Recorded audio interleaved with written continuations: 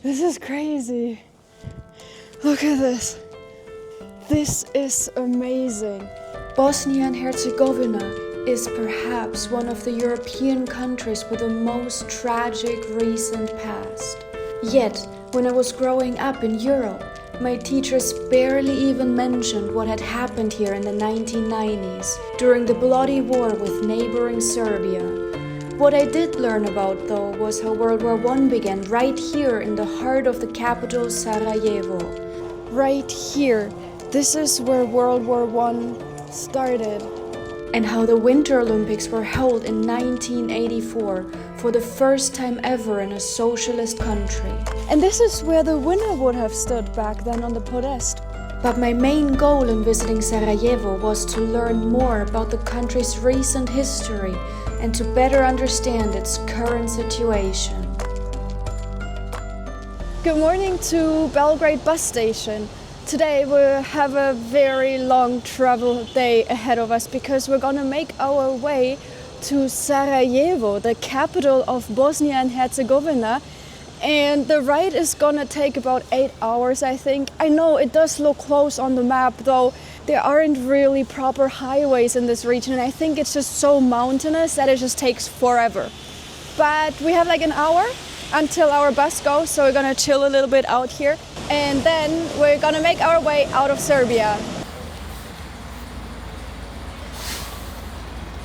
After 2 hours only, we've reached the border to Bosnia and Herzegovina. The border crossing itself was quick and straightforward, and once everyone had their passport stamped, we continued deeper into Bosnia.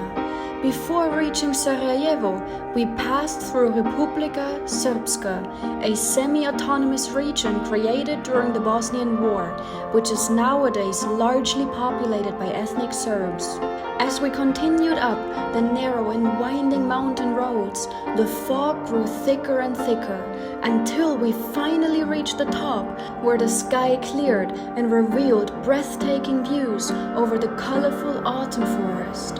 When we reached Sarajevo, about 8 hours of travel time, it was already dark outside. Wow, it's late.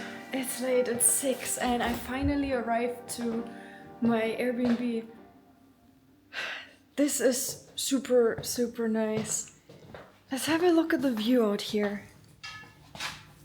Wow, you can see all the mountains. So you can see Sarajevo is like built within some sort of valley. The views are amazing, and tomorrow we're gonna start exploring the city together. For now, I'm gonna rest. This was a really long day. Welcome to our first full day here in Sarajevo. I went to the ATM and we got some local currency here, which is really interesting. Because this currency here is called the convertible mark. And Germany used the mark before they introduced the euro. And back then when Bosnia introduced their own currency, they actually tied it to the German mark. So one convertible mark equals 1 German mark, which is double the euro. So 2 marks, 1 euro. And from my understanding, this country is very cash-based, so it's very good that we got some cash out. And today we're gonna start exploring the city because one of the most important events in modern history happened here, the start of World War I. And today we're gonna go and see with our own eyes where everything started. But first I wanna show you the incredible view out of my apartment. Because yesterday it was quite dark when we arrived. They just changed the time here in the region, so sunset is super early, around 5. But now it is sunny. Look at this. This is amazing, this view. I'm here in the center of Sarajevo in front of the Latin Bridge. And this bridge here is really iconic because what happened over there on the other side would change modern history forever. In 1914, right here, this is where World War I started. This is where Franz Ferdinand was shot, the heir to the Austrian-Hungarian throne. And thus, World War I started, the first time that all of Europe was at war. And I guess these footsteps here, that's where Franz Ferdinand stood when he was assassinated. But at this time, a lot of European countries were probably just looking for a reason to start war. A lot of people nowadays think that World War I was pretty much inevitable because countries wanted to go to war. So if Franz Ferdinand would have not been assassinated here in this street, countries would have probably found another reason to start the war. Sarajevo is rather small for a capital city. The metropolitan area has a little more than 500,000 people from what I've read. So it is a really small city. Plus, it is somewhat divided between the Republic Srpska. I'm sorry if I don't pronounce it correctly, but like Eastern Sarajevo is where ethnic Serbs living in Bosnia live. And here this area is where ethnic Bosnians live. Bosnian Serbs and Serbs living in Serbia are very similar. They speak the same language, share the same religion, and have many overlapping traditions. Despite these similarities, Bosnian Serbs have established their own distinct community within Bosnia and Herzegovina and have their separate political institutions. This is the old part of city, and it is so picturesque with all the mountains around. You have some mosques, you have all these like cobblestone streets and all these like little buildings, lots of cafes, lots of restaurants. There's also a lot of people around right now. These little streets here reminds me a lot of Turkey. Like you can see so many Turkic influences. And especially in Ankara and also in parts of Antalya, the old towns look really, really similar. The architecture with the wood, the small houses, and all of the little cups and bowls and things to make coffee that you can buy at the side of the road. And another thing that's very similar to Turkey is all the Burek that you can get. The fact that you can get Turkish tea and Burek with cheese everywhere here is just amazing. Because in general, it's sometimes not as easy here to find vegetarian food, but one thing I can always trust in is Burek and cheese. So cheers. Another thing I just noticed is how warm and welcoming and friendly the people are here in Bosnia. And this is a very, very stark contrast to Serbia, where I just came from and where I had the feeling that people weren't quite as welcoming. It was much more of a cold, more distanced culture. Here you can see KM. This is their currency, so this is 10 marks. Maybe Karl Marx, kilometers? No, it's just marks. And now we're leaving the very Ottoman looking like area and we're in this really, really European looking pedestrian road. So Sarajevo really has it all.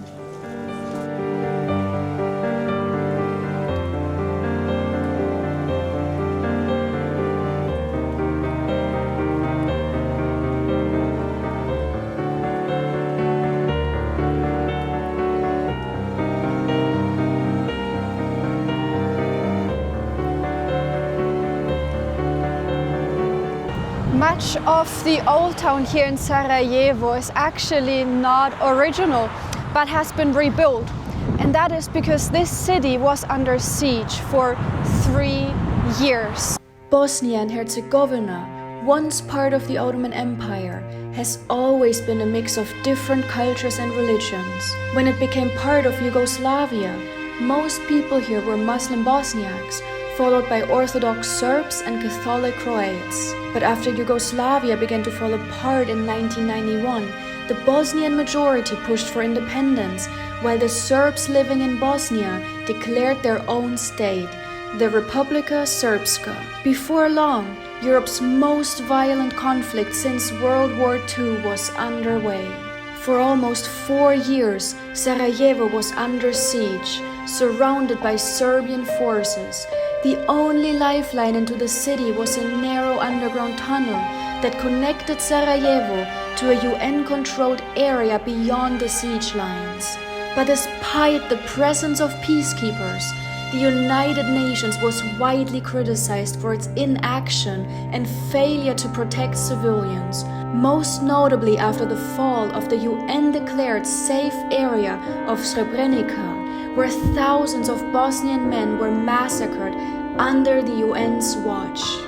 And there's a couple of roads here in Sarajevo that were infamously known as sniper alleys, because this is where Serbians were camping out to target civilians, Bosnian civilians, and a lot of people lost their lives. These sniper alleys were very dangerous places for civilians. And even nowadays, here in the buildings along the road, we can see a lot of patched up holes all the way up there. We can still, over here on this building, see a lot of holes in the wall. During the siege, there weren't only snipers here. There was a lot of violence going on here in the city. And right here, I'm standing in front where a mortar shell exploded. Nowadays, these places are marked with red paint. It's vanishing over there, but this here is called a Sarajevo Rose. There are about 200 of those roses here across the entire city, and they mark places where during the siege at least 3 people lost their lives because a mortar shell explosion, like we just saw back there. And there are 200 of those roses across the entire city. Between 1992 and 1995, some of the worst atrocities in Europe since World War II took place in Bosnia and Herzegovina, mostly committed by Serbian forces. It later became known that foreign visitors traveled here during the siege to take part in the so-called Sarajevo safaris, where Serbian soldiers allowed tourists to shoot at civilians for money. For a large sum, they could even choose specific targets, including children. In general, women and children were among the most vulnerable throughout the war, often facing targeted violence by Serbian soldiers. By the end of the conflict in December 1995, up to 50,000 women had suffered unimaginable abuse. It's impossible for me to even imagine what young women like myself would have had to endure during those years, being detained and dehumanized and exploited, and eventually left with invisible scars that would never heal. When Bosnia was still part of Yugoslavia, they hosted the Winter Olympics as the first Slavic-speaking country. That was in 1984, so way before the breakup of Yugoslavia, before the conflict with Serbs happened, and of course before the siege. And it's also very interesting because Bosnia was the very first socialist country and the only socialist country to host the Winter Olympics before Beijing in 2022. And that's why I'm standing here right at the cable car. And today we're going to make our way into the mountains to see the remnants of the Sarajevo Winter Olympics of '84. In February 1984, more than 1,200 athletes from 49 countries came together here in Sarajevo to compete in 6 sports and 10 disciplines over the course of 12 days. Welcome to the top of Sarajevo Mountains. I'm not sure if this is the official name of this mountain range, but it's super beautiful. The ride in the cable car was so nice. And I'm gonna show you the view up here. Look at this. So this is where we just came up the mountain, and down there we have Sarajevo. This is amazing, this view.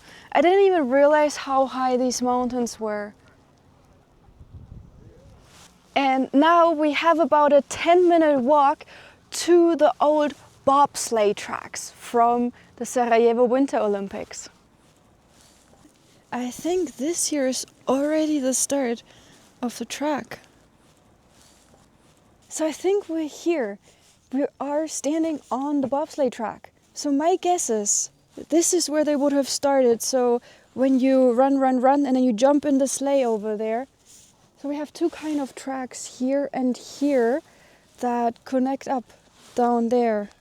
Back then, the Sarajevo Winter Olympics were actually a great success. And that's no surprise to me because this country is just so incredibly hospitable and welcoming.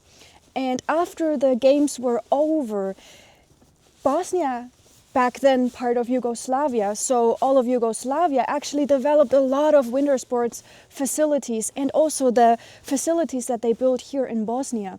They maintained them, and winter sports became really popular around that time. But the Olympic Winter Games were a couple of years before the fall of Yugoslavia and before the conflict with the Serbians living in Bosnia started. And from 1992 until 1995, the city was under siege for 3 years. And that's when everything changed, because there were a lot of landmines put here into the mountains everywhere around Sarajevo city. And because of that, a lot of these facilities were actually shut down. Some were refurbished, renovated, like the stadium, but this bobsleigh track here and another very famous facility, the Igman ski jumps, they were abandoned because of fear of landmines. Because even today there are a lot of landmines left here in the Bosnian lands. And because of that, you actually have to be really, really careful if you want to go urbexing, if you want to explore abandoned buildings, which there are a lot here in the country, because there are so many landmines everywhere here in the nature. This place is really so nice, and the best thing is there's even a little kiosk right here behind me that sells mulled wine. So cheers. I'm gonna finish that and then I'm gonna head back. The next day I headed to nearby Mount Igman, where the Olympic Alpine ski jumping competitions were held deep in the forest in 1984. To get there, we had to drive through Republika Srpska, but before entering, my taxi driver removed his taxi sign. He told me it was safer that way, to avoid trouble with Serbian taxi drivers. It was this small moment that showed me just how divided the country still is today, 30 years after the war. Before we reached the ski jumps, we also passed the old Olympic Hotel Igman, where the athletes used to stay during the competition. Welcome to Mount Igman, another very important site during the Winter Olympics in 1984, because I'm standing right here in front of the ski jumps. All the way up there, this is where we have the old ramps. And all the way down here, this is where the athletes would land. And this nature all around is just amazing, with all the Christmas trees. And I'd say we're first gonna check out the top of the jumps. So we're gonna have to climb a few stairs. This is so cool. Look how steep these jumps are. There's still the ramp. That's where they would jump, the athletes. And over there we still have like the old ski lifts. We're up here. So now let's get onto the ramp. This is crazy. Look at this. But we're not all the way up yet. Yeah, we still have to make it up there.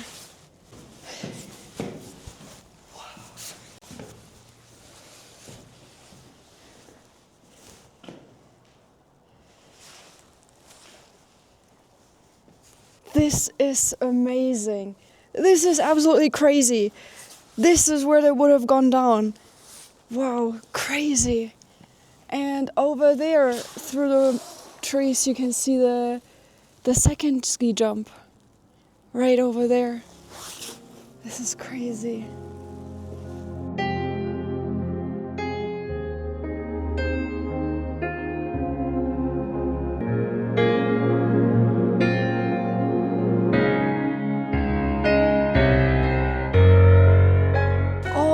Up there, this is where we just were. This is so steep, you can't even see the jump from here. And I think all of this here behind me And here on the other side, over here, and all the way around here. This is where people would have sat and watched the athletes jump from all the way back there. But all of this here around me is abandoned. This probably used to be a media booth. Up there we also have a media booth. And there we have these like huge jumps. People here in Sarajevo are very, very proud of the Winter Olympics in '84 because, of course, they were a huge success back at the time. But also the whole world was looking to Bosnia, here to Sarajevo, to this city, to these jumps here behind me. And I mean, that was a huge event for such a small European city. So people look back very, very fondly, and you can see a lot of signs about the Olympics of '84 in the city center. And here, there's also a very, very iconic sign. This is the official Sarajevo sign. It's a very iconic sign here. And this is where the winner would have stood back then on the podest. And during the war, this sign was severely damaged. But from what I can see now, it seems as if they fixed up all the bullet holes. Here we have even the old mascot from the Winter Olympics, the wolf. And here behind we have the lift that's still working and the active ski pist right over there. So this is where people, even nowadays in winter, would come to go skiing, right next to the old ski jumps from '84. This is just a really, really cool place, I think. Today was actually my last day in Sarajevo. Tomorrow I'm gonna take a bus to a smaller town here in Bosnia, to Mostar. And I had a great time. I really, really like Sarajevo, and I love Bosnia so far. I would almost say it's definitely among my top favorite Balkan countries that I've visited so far. The people are incredibly friendly. I love the culture. But now I'm really, really excited for Mostar tomorrow. And thank you for watching this video until the end. And I hope you're gonna join me on my next adventure, which I'm gonna upload next Thursday. See you then. Bye bye.